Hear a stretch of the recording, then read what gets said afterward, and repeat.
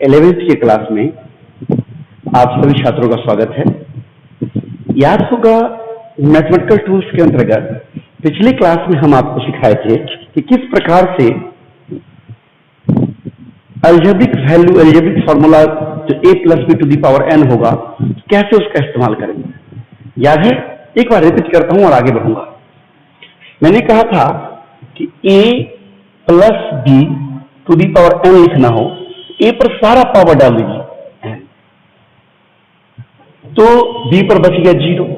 अब दूसरा टर्म लिखना है, सेकंड टर्म, तो a के गुना में क्या है, 1 है, 1 को इसके पावर से गुना कर दिए 1 into n।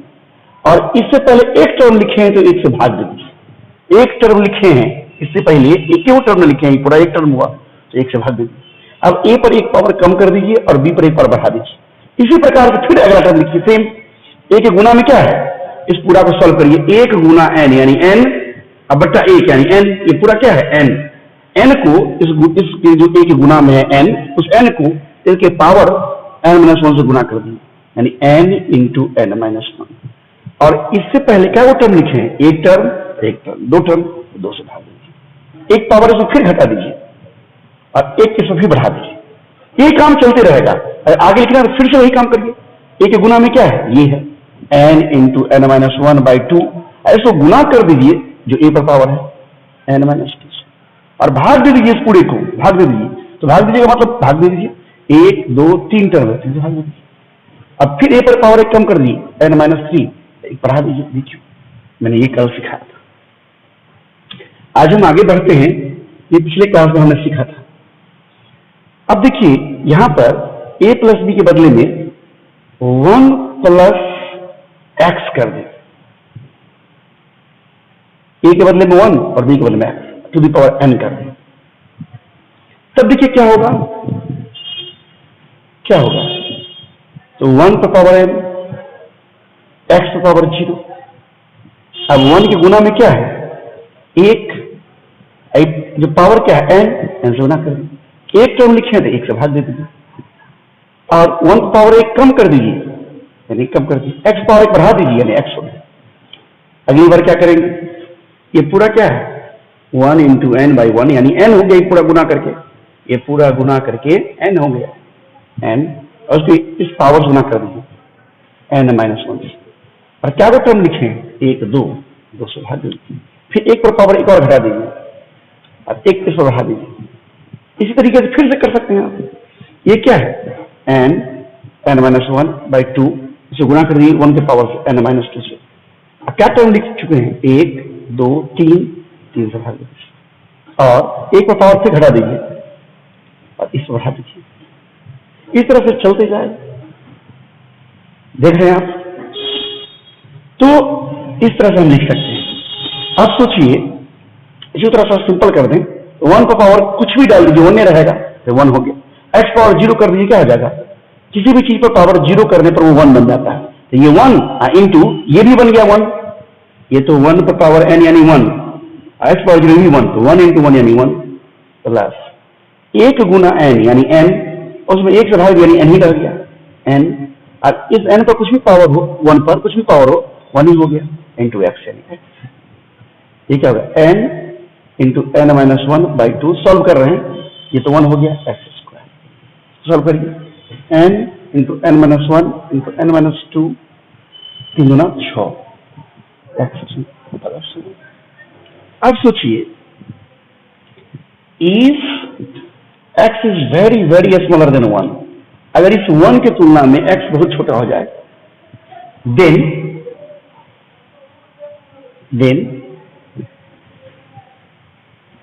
the higher power of x becomes too small। अगर x 1 से बहुत छोटा हो तो उस स्थिति में x पर जो अधिकतम पावर होगा, पावर बढ़ाएंगे तो क्या होगा, बहुत छोटा हो जाएगा। आप लोग सोच रहे होंगे सर ये क्या कह रहे हैं, देखो जैसे 1/25 ये x का मान है, 1/25 बहुत छोटा है 1 से। अब 1/25 पर पावर 1 कर दें तो ये 1/25 हुआ। 1/25 पावर अगर 2 कर दें 1/625 हुआ। सोचिए कितना छोटा हो गया। अगर हम 1/25 पावर 3 कर दें 1/625 गुना 25 यानी और छोटा हो गया। जो जो हम एक से छोटे चीज यानी 1/25 1/25 पर जैसे जैसे हम पावर बढ़ा रहे हैं उसका मान और छोटा होता जा रहा है, तो बहुत छोटा होता जाएगा। वही बात मैंने यहां लिखा है कि x बहुत छोटा होगा 1 से, तो the higher power of x, तो x का जो अधिकतम पावर होगा, बड़ा वाला जो पावर होगा higher power, becomes too small, वो बहुत छोटा हो जाएगा, बहुत छोटा हो जाता है। इसलिए इसको निगलेक्ट कर देते हैं हम लोग। क्या करेंगे? निगलेक्ट कर देंगे, बहुत छोटा चीज को निगलेक्ट कर देंगे। Therefore, we neglecting higher powers, हम हायर पावर को नेगलेक्ट कर देते हैं। तो क्या होगा in this case? 1 + x to the power n और क्या हो जाएगा? देखिए इसको तोड़े थे, यही तोड़ के ये आया था। इसमें x पर यहाँ 1 है, उससे हायर पावर हो गया 2, उससे हायर पावर हो गया 3, इससे हायर पावर कैसे जाएगा? हायर पावर को छोड़ दे यानी 2, 3 से छोड़ दे तो क्या बच जाएगा? 1 + nx। एक फॉर्मूला हो गया जो बहुत काम आने वाला है फिजिक्स में। 1 + x to the power n बराबर 1 + nx। तो यह तभी संभव है जब x बहुत छोटा हो 1 से, तभी संभव है। ये कभी मत लगा देना ये फॉर्मूला, यह केवल तभी लगेगा जब x बहुत छोटा हो। इससे बहुत अच्छा काम आप कर सकते हैं। जैसे देखिए रहेगा रूट अंडर 26/25 निकालिए, तो आप 25 का तो 5 निकाल लीजिएगा बराबर, 26 का वर्गमूल निकालने में, स्क्वायर रूट निकालने में आपका हालत खराब हो जाएगा। लेकिन अगर इस तरीका से हम सॉल्व करेंगे तो कितना आसान होगा। देखिए रूट अंडर 1 + 1/25, देखिए ना 25 का 25 26/25 हो जाएगा, उसको ऐसे लिख सकते हैं यानी 1 + 1/25। पावर क्या हो गया? ये रूट मतलब क्या होता है? Power half. रूट का मतलब क्या होता है? Power half. स्क्वायर रूट है ना, और यहाँ पर 3 लिखा रहता है, यहाँ पर तो 1/3 हो जाता है। यहाँ 4 लिखा था 1/4 हो गया। अब इसको हम कैसे सॉल्व करेंगे? देखिए ये 1 है और प्लस ये x है, ये क्या है? ये क्या है? ये x है। तो 1 + x to the power n, n क्या है? 1/2 बराबर क्या है? 1 + nx, 1 + nx यानी 1 और n पावर है, n तो n का मान कितना है? 1/2, तो 1/2 और x कितना है? 1/25। 1 + 1/50। अब सोचिए 50 इसको 1 में 50 हटा दीजिएगा, क्या होगा? 1 + 0.02 यानी 1.02। आप कैलकुलेटर से सॉल्व करके देखिए तो यह 1.0 इस तरह से आएगा, 19 आएगा, इस तरह से कि करीब 1.02 के बराबर आएगा। आप कहेगा सर 1.019 आया, आप 2 लिखे, अरे 19 तो वो करीब 2 के बराबर ही होगा। तो यहाँ पर करीब 2 बोलते हैं क्योंकि जितना छोटा होगा उतना ये सही रिजल्ट देगा, जितना छोटा हो, क्योंकि हमने यहाँ पर कुछ टर्म को नेग्लेक्ट किया है। तो ध्यान रहे कि इस फॉर्मूला का इस्तेमाल इस रूप में इतना बराबर इतना तभी होगा जब x बहुत छोटा हो। जिसका मैंने एक उदाहरण आपको दिखाया, आप नोट करिए इसको। हमने बोर्ड साफ कर लिया है। अलजेब्रा में कुछ नई बातें भी सीखते हैं। जैसे आप लोग सुने होंगे या जानते भी होंगे APGP, 10th में पढ़े होंगे AP, अर्थमेटिक प्रोग्रेशन। आइए देखते हैं हम लोग अरिथमेटिक प्रोग्रेशन, इसको बोलते हैं हम लोग AP। देखिए ऐसा हो A पहला टर्म है, A + D दूसरा टर्म है, A + 2D तीसरा टर्म है, A + 3D चौथा टर्म है, एंड सो ऑन। यानी हमारा फर्स्ट टर्म है, पहला टर्म फर्स्ट टर्म, ये सेकेंड टर्म हमारा सेकेंड टर्म, ये हमारा थर्ड टर्म है, थर्ड टर्म, इस तरह से फोर्थ टर्म। तो लगातार देखिए ए में कितना वृद्धि हुआ सेकंड टर्म में जाने पर डी से, थर्ड में फिर कितना वृद्धि होता है डी और इसमें बढ़ गया तो 2d हो गया, फोर्थ में कितना वृद्धि हुआ तो सेकंड से थर्ड से एक और डी बढ़ा दिए 2d के ऊपर 3d, यानी एक समान रूप से बढ़ रहा हो, यानी लगातार एक समान रूप से बढ़ रहा हो टर्म, इस तरह के प्रोग्रेशन को अरिथमेटिक प्रोग्रेशन या एपी कहते हैं। यानी ऐसे कहें कि each second term minus first term बराबर हो जाए third term minus second term बराबर जगह नहीं आएगा, बराबर हो जाए fourth term minus third term and so on, इस तरह से। यानी लगातार दो टर्मों का डिफरेंस समान हो जाए तो हम कहेंगे यह जो गिवन सीक्वेंस है ये हमारा अरिथमेटिक, ये जो हमारा जो प्रोग्रेशन है ये हमारा अरिथमेटिक प्रोग्रेशन है। Then such progression are called arithmetic.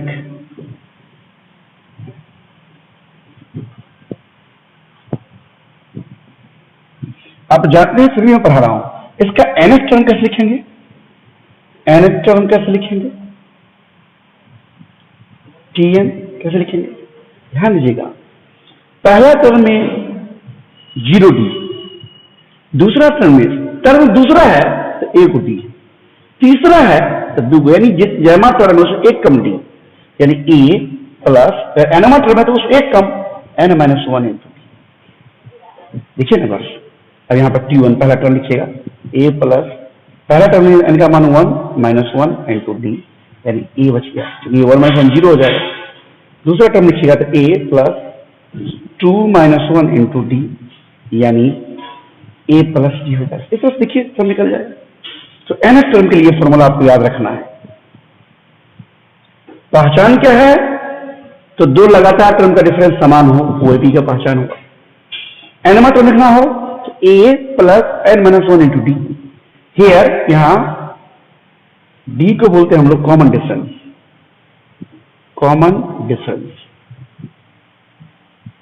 दो लगातार टर्म के बीच का डिफरेंस, एक कॉमन डिफरेंस क्या है? दो लगातार टर्म के बीच का डिफरेंस है common difference. Sum of n term निकालना हो, सम ऑफ एन टर्म्स निकालना हो तो एस एन बराबर, सौ टर्म एस एन बराबर ए प्लस डी प्लस ए प्लस 2d, इस तरह से 2n टर्म हो जाए, n टर्म्स। तो कैसे निकालेंगे? n/2 फर्स्ट टर्म प्लस ये तरीका है, यानी n/2 इंटू फर्स्ट टर्म ए, लास्ट टर्म क्या होगा, यानी n टर्म क्या होगा, a plus n minus 1 into D.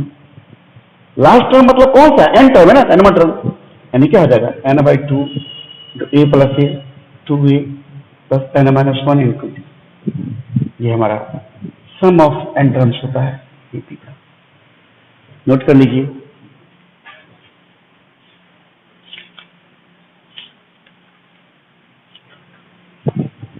हमने बोर्ड साफ कर लिया है। एपी आप जानते भी थे होंगे, टेंथ में पढ़े होंगे, लेकिन जीपी ज्योमेट्रिक प्रोग्रेशन आप नहीं जानते होंगे। आइए उसके बारे में जानते हैं। कुछ लोग हो सकता है जानते भी हो, मैथ्स में पढ़े हो कहीं।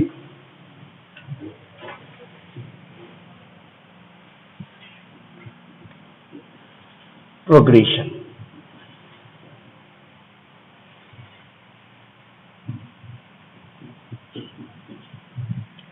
ज्योमेट्रिक प्रोग्रेशन, इसमें क्या होता है? देखिए ऐसा, ये हमारा फर्स्ट टर्म है, ये सेकंड टर्म है, AR square, AR3, AR4 and so on. ये हमारा फर्स्ट टर्म है। फर्स्ट टर्म टी लीजिए वाला टर्म, फर्स्ट टर्म, ये हमारा सेकंड टर्म है, ये हमारा थर्ड टर्म है, ये हमारा फोर्थ टर्म है, एंड सो ऑन। इस तरह से अगर इफ सेकेंड टर्म, टी मतलब term, divided by first term जितना हो उतना ही अगर third term divided by second term हो जाए, उतना ही अगर fourth term divided by third term हो जाए, यानी ये सेम हो, इसको हम कहते हैं कॉमन रेशियो। यहां पर सेकंड को फर्स्ट डिवाइड करिए, हेयर सेकंड टर्म यानी ए आर को फर्स्ट टर्म से डिवाइड करिए तो कितना आ जाएगा, ए कट जाए यानी आर आ गया, ये आर हमारा हो गया कॉमन रेशियो। तो ऐसा अगर हो जाए जिसमें कि इस सब रेशियो बराबर हो, तो इस तरह के प्रोग्रेशन को हम जीपी यानी ज्योमेट्रिकल प्रोग्रेशन करते हैं। सच टाइप ऑफ प्रोग्रेशन किस तरह का, तो जो ऊपर में दिख रहा है सेकंड बाय फर्स्ट बराबर थर्ड बाय सेकंड, इस तरह का हो, सच टाइप मतलब इस तरह का हो, progression is called geometric progression यानी जीपी। ओके, इसमें nth टर्म कैसे लिखेंगे, nth टर्म tn, पहला टर्म में r की पावर 0 है, दूसरा में 1 है, 2 है तो 1 है, 3 है तो 2 है, 1 कम है, यानी a n में 1 कम होगा यानी r पावर n माइनस। देख रहे हैं, ये हमारा nth टर्म का फॉर्मूला होगा, यानी जीपी का nवां टर्म लिखना हो ये तरीका है, जहां a फर्स्ट टर्म है, r कॉमन रेशियो है, n नंबर ऑफ टर्म्स है और 1 तो एक संख्या है, नंबर। इसमें सम ऑफ n टर्म निकालना हो, sum of n terms a plus a r plus a r square plus a r n minus 1 यानी nवां टर्म है, ये हमारा nth टर्म है। तो क्या होगा एन बराबर, इसमें जो n टर्म सम होगा वो होगा a r power n minus 1 बट्टा r माइनस 1। ये तब होगा जब r बड़ा हो 1, तब ये फॉर्मूला लगाएंगे। और इसमें n टर्म का form a 1 minus r to the power n बटा 1 माइनस r होगा तब जब r छोटा हो, यानी कॉमन रेशियो 1 से बड़ा है या छोटा है उस पर निर्भर करता है कि आप कौन सा फॉर्मूला का इस्तेमाल करने जा रहे हैं जीपी में। बात समझ रहे हैं, कौन सा फॉर्मूला का इस्तेमाल करेंगे वो निर्भर करता है कि r का मान 1 से बड़ा है छोटा है। अगर यहां पर सम ऑफ इन्फिनिट टर्म्स निकालना हो f इंफिनिटी, इस कंडीशन में limit n tends to infinity, तो ध्यान दीजिएगा इन्फिनिट टर्म का जब भी निकलेगा सम तो r जब छोटा होगा उससे क्या होगा, a into 1 minus r to the power n बट्टा 1 माइनस r।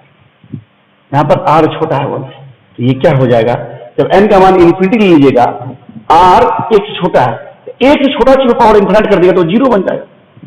r 1 से छोटा है, n का मान इसको बोलते हैं n, इसको बोलते हैं टेंड्स टू मतलब करीब करीब, टेंड्स टू इस चिन्ह का मतलब है, इस चिन्ह का यहां देखकर इस चिन्ह का मतलब है, इसका मतलब है टेंड्स टू, हिंदी में बोलते हैं करीब करीब।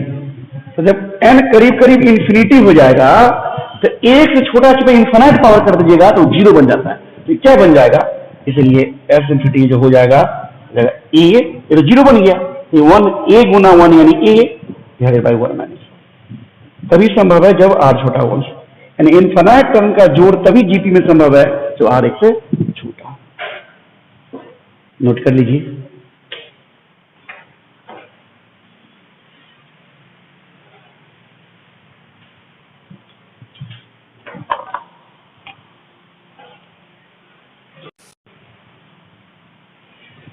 तो मैथ्स में अलजेब्रा में यही तक रखते हैं, जितनी बातें बताया इसी में सारा काम आपका हो जाएगा। लेकिन सबसे जो खास चीज है जो आपको काम आने वाला है वो है कैलकुलस, जो मैं कल शुरुआत करूंगा। ये सब में तो थोड़ी थोड़ी बात आप जानते भी थे, लेकिन कैलकुलस में आप कुछ नहीं जानते हो। तो कैलकुलस की मैं कल शुरुआत करूंगा, जिसमें हम आपको फंक्शन के बारे में बताएंगे, डिफरेंशिएशन सिखाएंगे, इंटीग्रेशन सिखाएंगे, मैक्सिमम सिखाएंगे। वो सब फिजिक्स के लिए बहुत जरूरी है। आपको जानकर हैरानी होगी कि कैलकुलस का फादर, उसको लिखने वाला, तैयार करने वाला न्यूटन। न्यूटन मोशन को डिस्क्राइब करने में, मोशन को एक्सप्लेन करने में न्यूटन एक जगह अटक गया। उस परिस्थिति को सॉल्व करने के लिए, डील करने के लिए उसने एक नए प्रकार के मैथ्स को उद्भव किया, एक नए प्रकार के मैथ्स को बनाया, जिसे हम कैलकुलस कहते हैं।